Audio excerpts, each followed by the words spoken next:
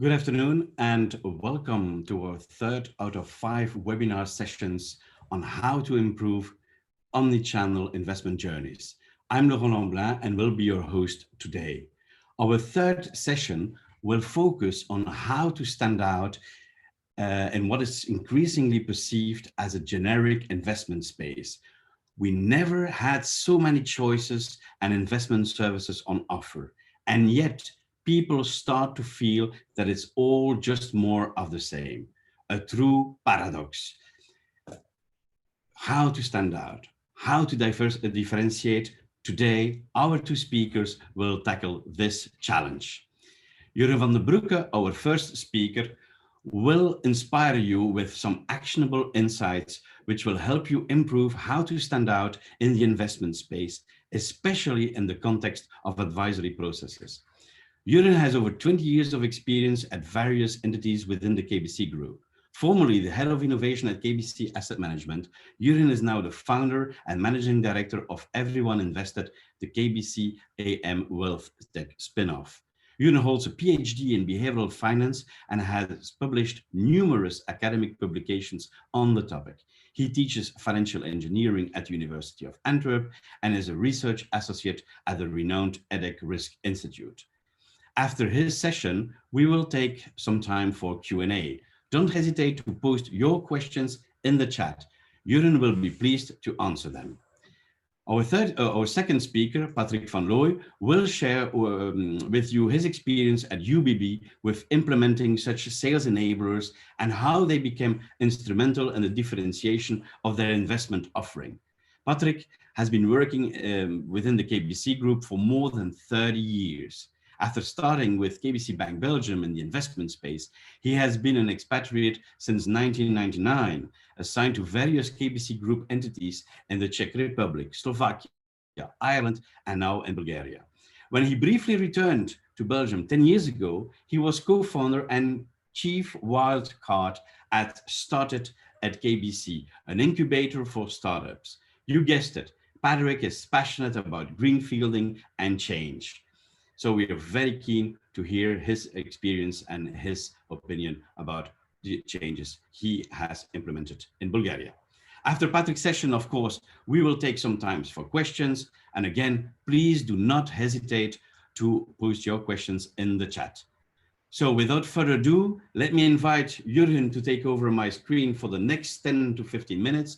And at some point, Jurgen will also invite you to participate in an anonymous poll. So please do not hesitate to answer the question that will be raised. Jurgen, screen is yours.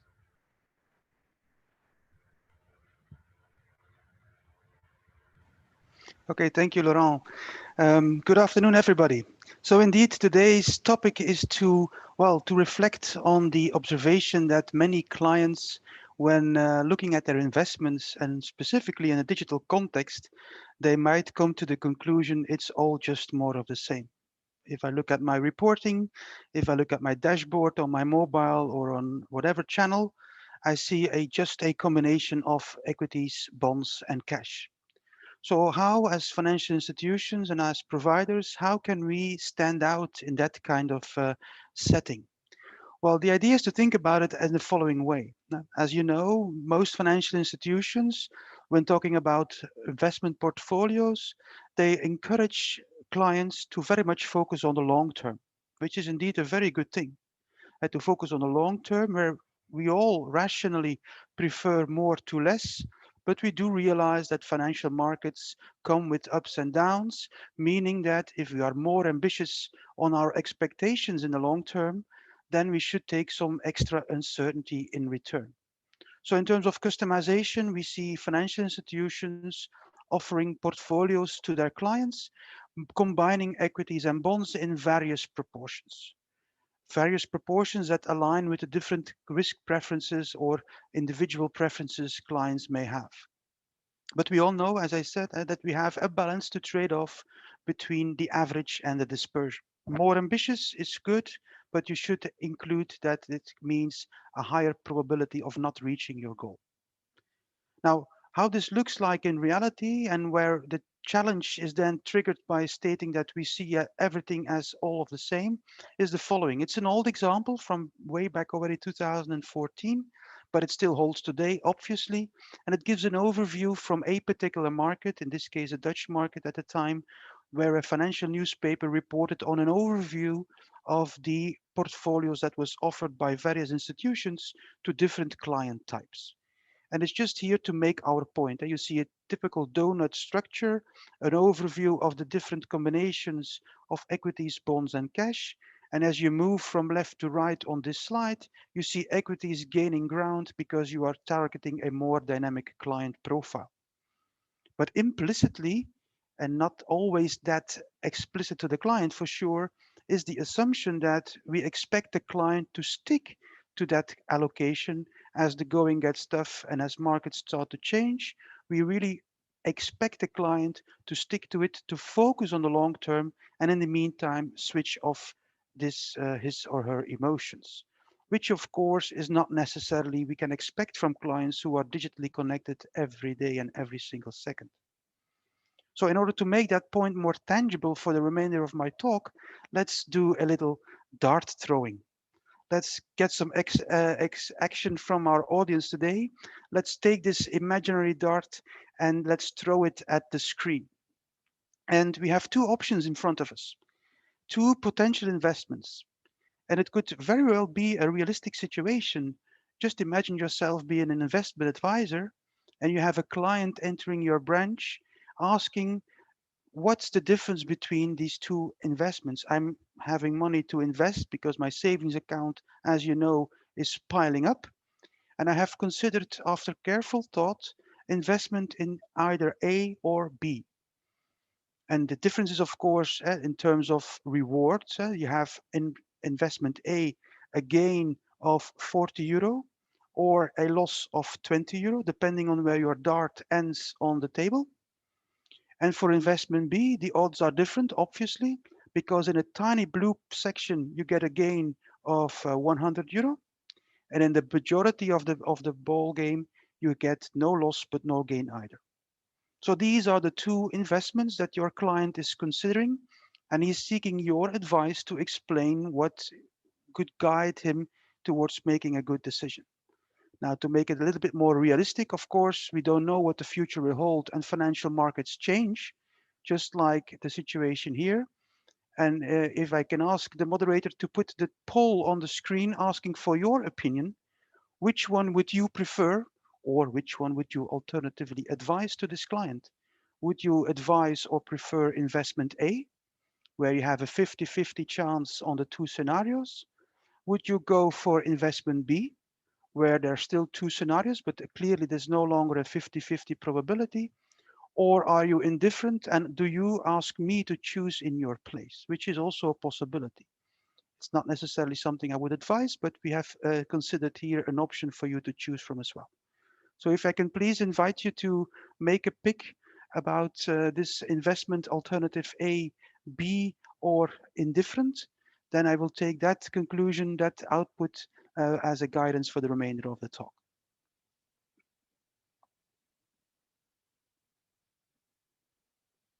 I guess I have to choose my, okay.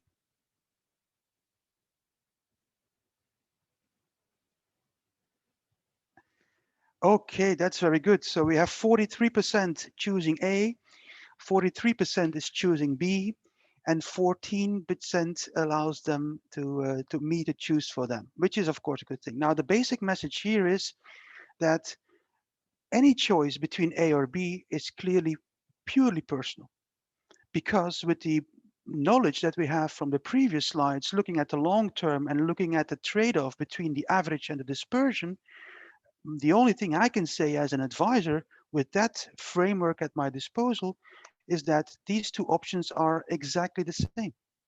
If I calculate the mean and the variance, or the expected return and the volatility of both options A and B, there's nothing else that I can do but to say to you, client, I don't know, for me as a financial institutions, A and B are perfectly identical examples. But of course, given that half of you chose A and half of you chose B, makes it clear that these are not the same. there is a preference for one or the other. And there's not a good answer to that question. It really depends on your purely your own individual preferences, which is something I, as an advisor, should acknowledge. But currently, the framework that we use, looking at the long term only, does not give us the full picture and the full toolkit to appreciate client differences. Because what's the crucial difference between A and B? Well, obviously, you have mentally perhaps calculated that in case of A, we have an upside potential of 20 euro because the gain of 40 euro is realized in half percent of the or 50% of the scenarios, whereas the downside risk is minus 10.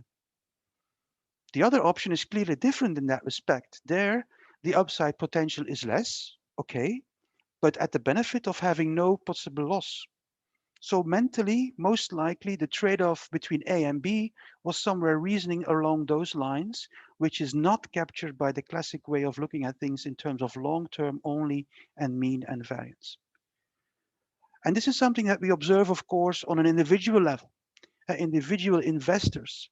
If you sell A to the client who actually should have bought B or the other way around, and financial markets are realizing the scenario that is less positive for the client or even makes him jump out of the bowl like this goldfish, then you have made yourself another saver. A saver which most likely will not reconsider to invest anytime soon. And on an individual basis, I think every one of us can relate to that situation. And it's confirmed also if you look at the aggregates, if you look at financial markets in more general terms. This is the numbers here from the Belgian Asset Managers Association, with similar figures can be produced for other countries as well. In 2007, at the eve of the financial crisis, the asset management industry saw a net outflow of 4 billion euros. In 2008, in the midst of the storm, the outflow was as high as 19 billion euros. And it took something like 6 years to recover, to see net inflows coming back.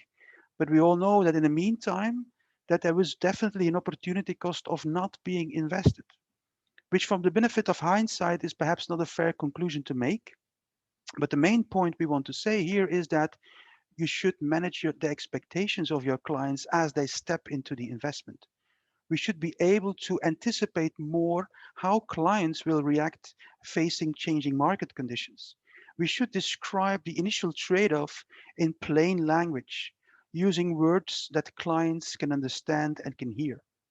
And this book cover is an interesting references if you are interested in some more deeper insights into this, but especially the title is an interesting one, Finance for Normal People. Let's talk in a language people can hear. And in this particular context, what does it mean? Well, let's go back to the initial picture of this cloud, which we now call the comfort zone. And we call it the comfort zone because we want to project and manage the expectations of the client by giving a representative picture of what the future evolution of his portfolio might be. And we don't just focus on the long term and on this average and the dispersion like in the classic sense. We try to again use plain language and make it very simple. What we mean by that is, well, we talk about as one element the upside potential, the long-term benefits of being invested. And there it's pretty easy. It's never enough. No client, to my knowledge, ever complained of having more return than expected. That's the easy part. But of course, there's a counter side to it. We also have the downside risk, notably on the short term, because that's the moment where some clients, if it's too much, press the panic button. They sell and hardly ever come back. And the balance between the two crucially also includes a third element, sometimes overlooked, but is very important to enter into the picture, which is the time engagement. How long should I be patient for the upside potential to realize? Or after a market downturn, how patient should I be to recover? So these three elements to our in our world, so to speak, very much define what we call the comfort zone of the client. It allows to talk into plain language about a diversified portfolio, and it allows also to see how the future could unfold and if the client feels comfortable with that. So there's more to just the long-term balance between risk and reward, by saying that people prefer more to less but dislike risk. That's a very important dimension which we preserve. We build on the knowledge from the past, so to speak, but we crucially add to that the dimension of what does it take to make this client a long-term investor? How does he balance the losses and gains that we will surely encounter on our way to the long term? And you can add trading to that in order to make the client's portfolio evolve within this comfort zone. It does crucially require to intermediately adapt the allocation of your portfolio in response to changing market conditions. That's the extra element that you want to include because you want to include the activity in the portfolio so that the client sticks to the plan, and you don't want the client to sell off his portfolio to execute the plan himself, so to speak, and then go and sit on his savings account once more. This is adding to our experience. It's adding dedication. It's adding purpose to interim active management, and it creates engagement that never stops. You want the line in this picture, which is the portfolio's evolution, you want it to continue and proceed within the boundaries of what initially was expected as being the way to go, and not like we see in some applications in the outside world, starting the cloud at the moment where you have taken a hit. It really emphasizes, let's say, the gambling element of investments. You went up, it dropped, you lost, okay, let's gamble once more. Let's start the cloud at the moment where we are now. That's not reflecting the plan or the purpose of starting investing at the very early start of this picture. And there's many ways, of course, to implement. I mean, this is here a slide just showing 3 possible ways of including this kind of interim activity into a model-based approach. There are multiple strategies around, but going from left to right, we have obvious candidates here. First one being what we call hold to grow or focus on growth, which is reflecting the classic static asset allocation. You indeed say, I'm a long-term investor.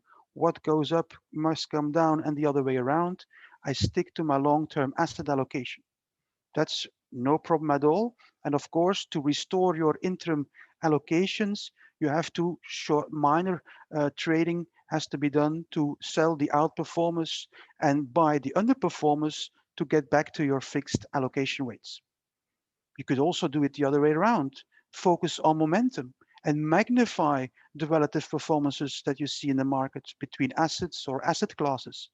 And then you buy the outperformers to exaggerate and go where the wind goes, and you sell the underperformers for a certain amount of time to grasp opportunities. And a third possible interim adaptive portfolio is what we call protection, because indeed it has been shown in the past that at times not investing can really contribute to long-term performance.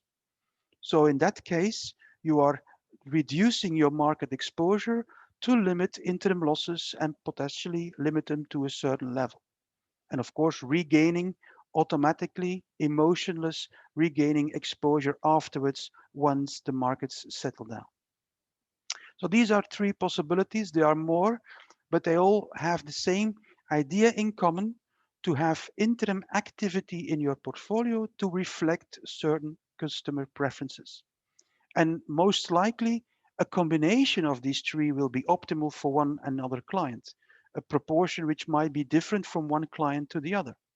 So that's why, again, having a tool at your disposal to anticipate the future evolution or the future consequences of today's actions is something that we very much cherish. Meaning we want to explain, we want to explore, and we want the client to experiment deliberately at the beginning so that afterwards he sticks to the plan. And at Everyone Invested, we have tools that do just that. Tools that assist advisors to align client expectations with portfolio realizations, which is the true ambition we have to contribute not only to a world where everyone invests, but also where everyone becomes a long-term investor. And it boils down to providing interactive tools, easy to use, for example, that allow to explain the basics. For some clients, it might be a step that you don't need to take, but to our experience, it also has very helpful to start a story at the early stage and start explaining the main differences between the classic building blocks, equities, bonds, potentially other asset classes, and so on. Because we ultimately want to come to a diversified portfolio, so it needs to be taken into account that the building blocks add value because they are different. We want the client to explore what are these different adaptive strategies. How does your bank look at the portfolio and differentiate in the offering in that respect? And then thirdly, let's experiment.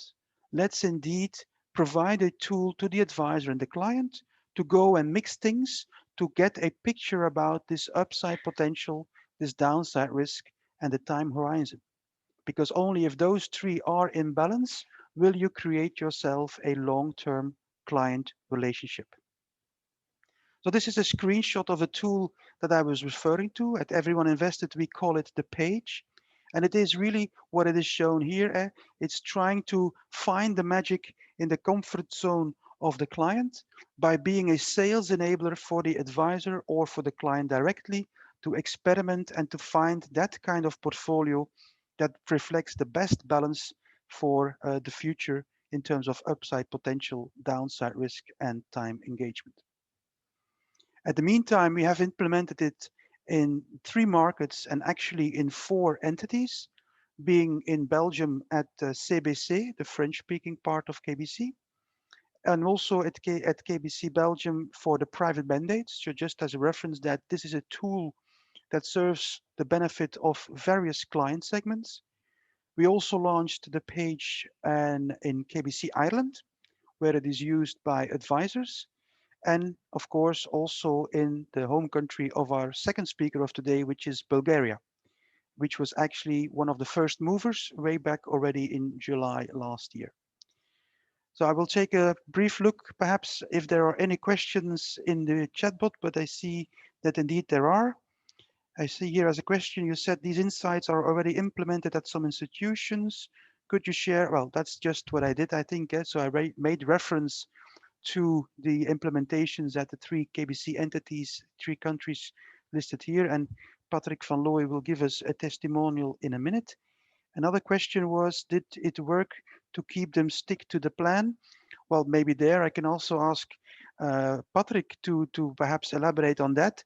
But we have seen indeed that it definitely in March 2020 last year, that portfolios that were composed in the way that is described here, that we call adaptive portfolios, indeed were able to avoid extreme turnovers and at least limited or showed lower turnovers that we saw in previous crises.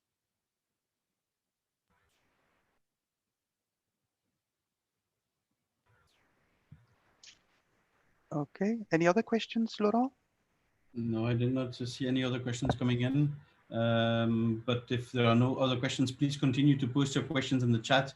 Do not hesitate during the talk of our second speaker, because based on these insights, as Jurgen already mentioned, UBB has introduced such a sales enabling tool, and Patrick will share with us his experience of this diversifying approach and how it was implemented within Bulgaria.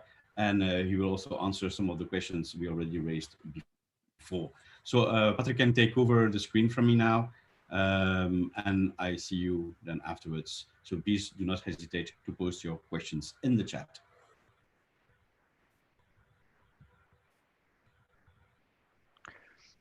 Hello, everybody. Bringing greetings from the sunny Balkans. I'm based here in Bulgaria, in the capital Sofia.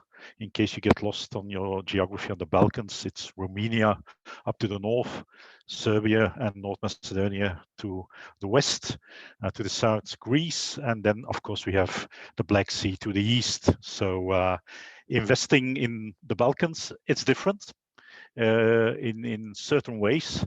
We're very much aware that this is still a minority business here. People have deposits, have accounts, but taking the step towards investing is still only a minority Of course, we in the business to grow that from a marginal 3% of people investing in funds and other direct lines, equities, bonds, and so on. We certainly want to increase that, but we need to be aware of the particular Balkan mindset, which is very short term. There are different reasons for that historically, but if you talk investments, people really have this short term 1 year, if you stretch a bit, 2 years, 3 years time horizon, when they expect a good return and when they expect obviously also their initial inlay back. So they're very risk averse. They look for fixed returns, and as we all know now in these days, fixed is low or is negative. So something else needs to happen to make these customers happy and satisfied. If you add to that they don't have long experience or mixed experience, so the knowledge of savings and investments is rather limited still, not really a hot topic that people talk about and that you find a lot of information from. So that explains a bit that in the DNA of a lot of people, there's only one thing they remember, and that's already more than 20 years ago, but they do remember a period of hyperinflation in Bulgaria when you had inflation of 100% in 2-3 weeks time in a certain period. So that really sticks to mind. So obviously the conclusion is it's great, it's a great opportunity. Here the magic of investing in your comfort zone really finds its place. So I wouldn't say it's a total blank page, but certainly it's a greenfield opportunity to come with a new concept, to come with innovation, not just on products, but also on the whole story that we bring of investing in your comfort zone. What does it then mean? What's our experience? Well, Jurgen referred indeed to the tool they rolled out in some other countries. We were one of the first adapters here, early adapter, last year in June when we rolled out this, and it's for real because you can see, you recognize the cloud of the comfort zone, and next to it some Cyrillic letters, which really shows, yeah, we built it here and we rolled it out in Bulgarian under the Bulgarian name, the page. So that works in all countries. How did we do it? Well, we moved fast. So basically, between the demo of the colleagues of Everyone Invested and rolling it out live in this market for the advisors, it only took us 3 months. So we went fast because our approach was, let's copy. Let's do a smart copy. Let's not rebuild, but take over the things that work, that have been proven, and let's just customize and localize. Now, what does that mean? Obviously, not just only the language, but also making sure that the data fit the local circumstances with different interest rates, with different investment horizons, and also looking, of course, to customize more on the language in the sense of speaking the language of the local investors, speaking the language of the local advisors. Not too complicated, taking into account lower knowledge, lower experience. So keeping away from technical jargon and really speaking in the language that everyone understands. We found a group of early adapters to pilot this, and then we trained basically all the advisors in the branch network of the local distributor, UBB Bank, part of KBC Group, 185 branches, 185 investment advisors, who we gave training and who started working with this tool in June in the branch network when we went live. So that's how we did it. Now, how are we doing since then? We had a great timing, obviously. We rolled it out in June, smack in the middle of the COVID epidemic, impacting all countries and definitely also closing a lot of business down here. We kept the branches open, but obviously there was less foot traffic of customers coming to the branches. Nevertheless, we went live in June and we have very good experiences. One of the collateral benefits we certainly recognized was we could get rid immediately of a lot of paperwork, sales collateral, brochures, information sheets, and so on. Previously, when we had to talk to a customer about our offer and he had to make a choice, we had a full desk with full sheets of paper for each product, for each fund. We simply stopped doing that, and we're now using the page, the tool that every investor advisor has by hand. I told you also what we wanted to achieve, obviously more sales. We have 3% of people investing. We want to sell more. And the way to do it is to talk more to customers. So the tool really works in increasing the number of conversations that you have with potential customers. So before you do the trade, before you do the sale, you have to talk, and you have to talk a lot. And it's great to have a tool to really steer that conversation on an individual basis with your potential target group. Now, we had also a great timing because at that moment in June last year, the branch network, the local distributor here, UBB, decided to equip every branch with a tablet to take the customer away from a desk, looking at a big screen on a desktop, looking at the tablet. So really having a conversation face to face and using the tablet as the intermediary without having to turn a desktop screen towards the customer. And we were then the first with the page to have a real application built for this tool. Yeah. Others are now following in other business lines, consumer loans, credit cards, etc. We were a pilot in a pilot. Yeah.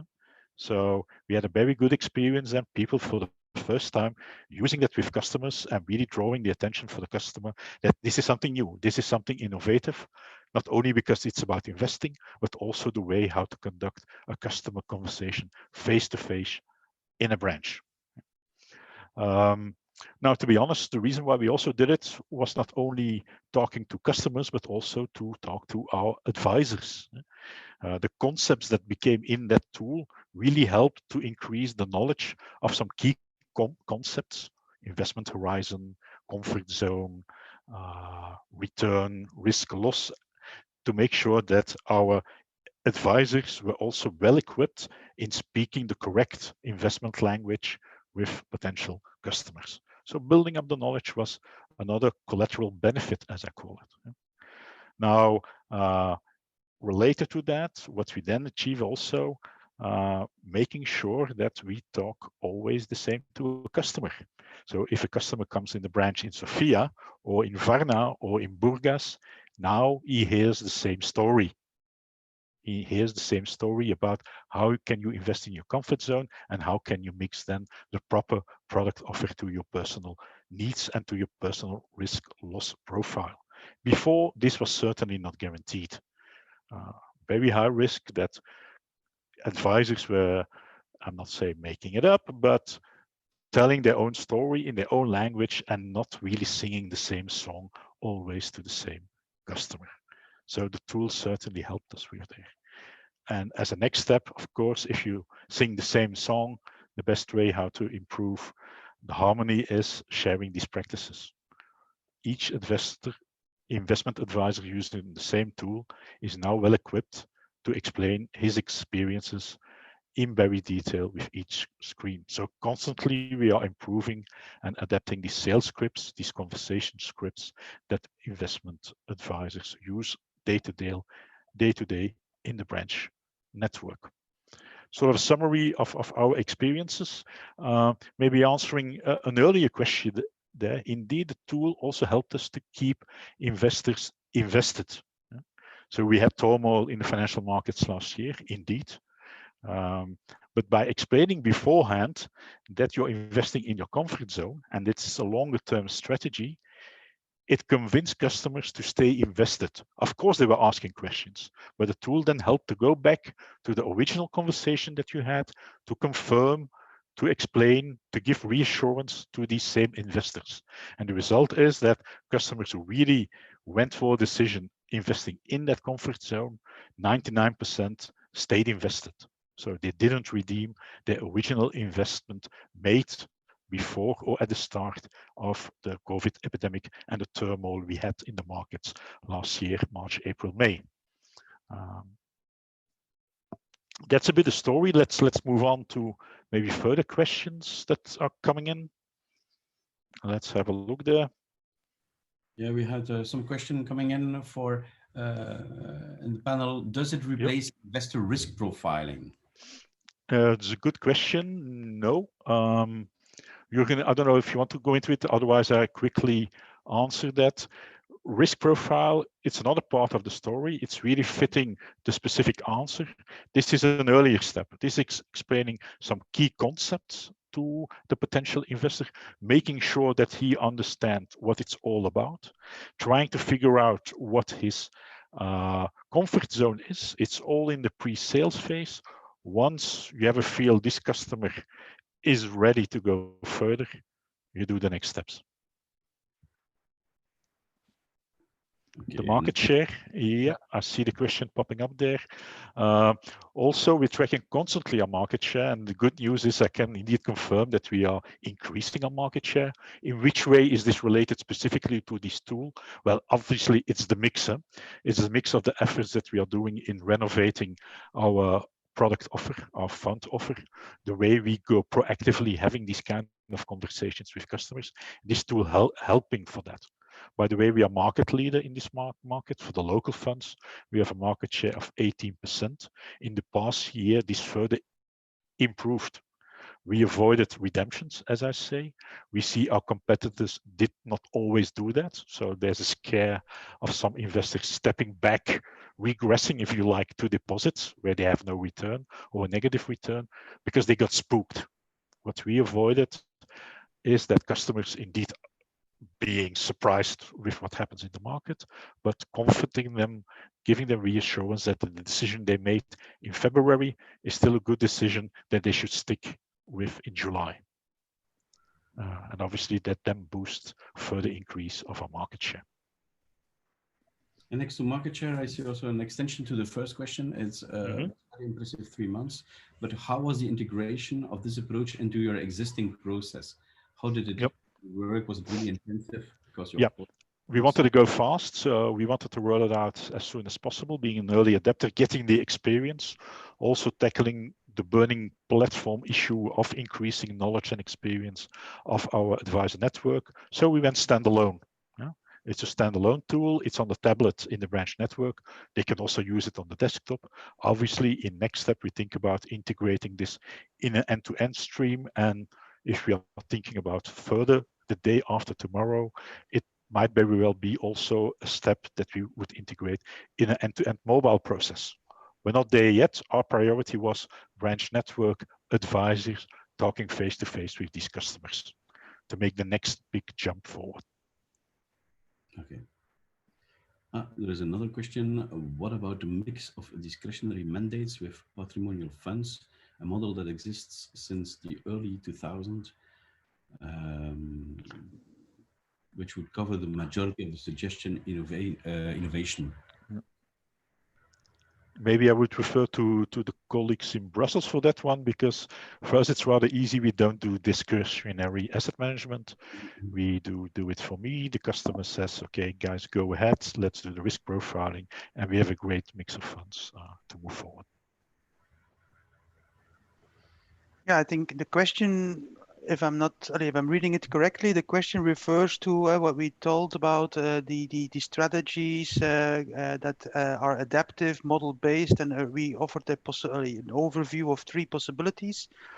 Indeed, that you could say is a potentially mix of that discretionary mandates and patrimonial funds, or you can reach to the same conclusions.